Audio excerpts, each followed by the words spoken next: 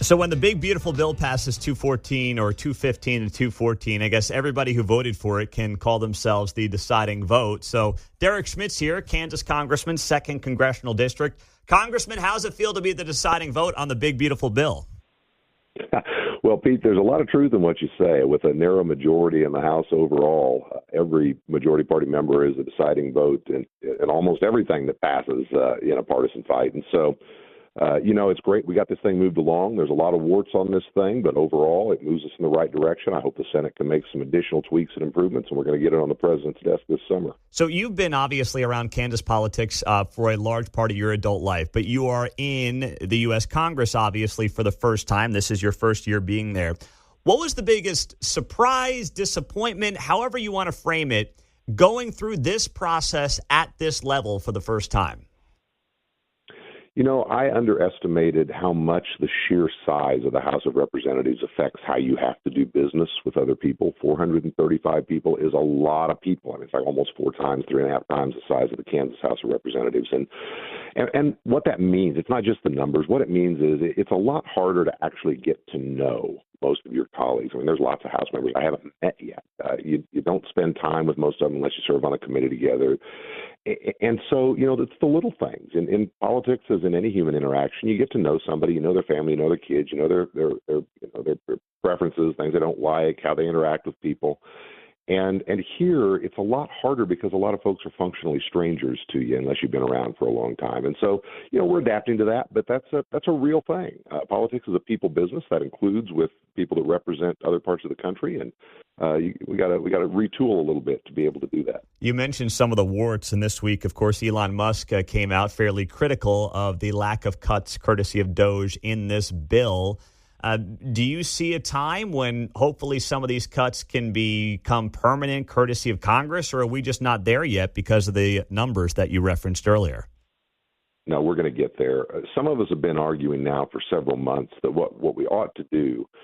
Let me back up. The process matters here, and procedure, even though it's down in the weeds, it really matters. The reconciliation bill, which is the technical name for the one big, beautiful bill that has most of the president's agenda in it, the way the rules work on that, the law works on that, is that it can only adjust what they call mandatory spending or tax rates. You cannot put discretionary spending in it, the appropriated money, the money that runs the federal government. So the One Big Beautiful Bill has things in it like entitlement spending. Medicaid has been a subject of discussion. It has things in it like the tax rate fixes that we need to do. But it cannot contain all of the money to run the federal government and the agencies. What Doge has been doing, which I think is very, very important, it's been burrowing down in the money that runs the agencies and how they spend that. And they've identified all kinds of crazy spending that has to be done away with permanently. The problem is we can't do most of that in this bill. It doesn't fit. This is not that kind of bill. What we have to do the Doge cuts and make them permanent, which I strongly believe we need to do, is what they call a rescission bill, a different animal that also lets us avoid the filibuster in the Senate. It's the only other tool I'm aware of besides reconciliation that avoids the 60-vote roadblock in the Senate. We have to do rescission bills. But the rescission bills, which focus on domestic spending, they focus on discretionary spending, they can codify the Doge cuts, they must originate with the White House. I know that sounds strange because Congress writes law, but the way the statute reads, a rescission bill that cuts spending that's already been approved, which is what Doge has been doing, has to start with the White House. So a bunch of us have been quietly lobbying the White House now for months. Please start sending us these rescission bills. We want to start voting on the Doge cuts. And they're very receptive. They're going to do it, but they've been reluctant to start soon, I think because they were afraid it would somehow make it harder to get the One Big Beautiful Bill passed. Anyway, that's the call they've made. They assure us they are now going to start sending us those rescission bills. I think we may see the first one as soon as next week.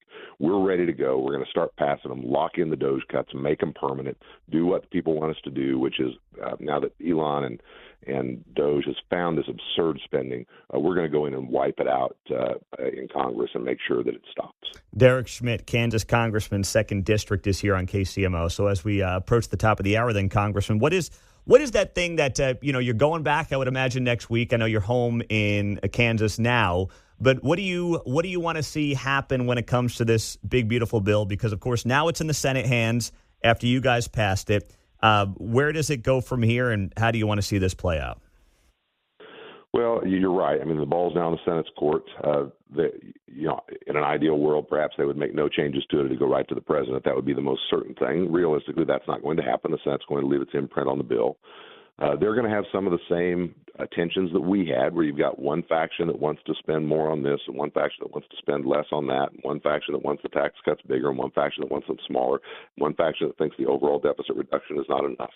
And they're going to have to find a way to thread the needle, just as we did. They have a pretty thin margin as well, in order to get their 50 votes plus one in order to pass the thing. I'm confident they're going to get it done. We've all taken to saying failure is not an option, and I genuinely believe we all believe that. I certainly do. This bill contains probably 70% of the policy agenda that President Trump campaigned on, the American people voted for, and it's our job to deliver.